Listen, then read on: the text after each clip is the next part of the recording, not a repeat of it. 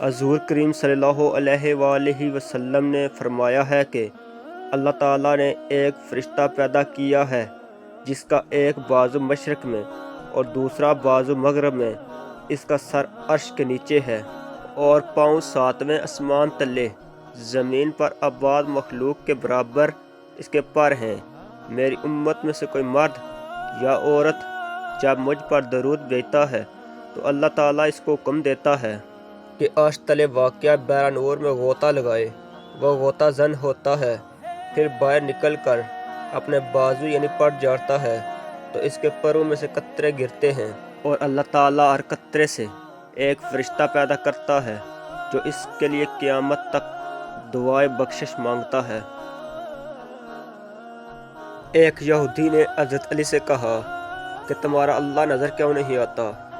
حضرت علی نے کہا تم سورج کو غور سے دیکھو۔ اس نے کہا میں اس کو نہیں دیکھ سکتا۔ حضرت علی نے فرمایا تم سورج کو دیکھ نہیں سکتے تو سورج بنانے والے کو کیسے دیکھ سکو گے؟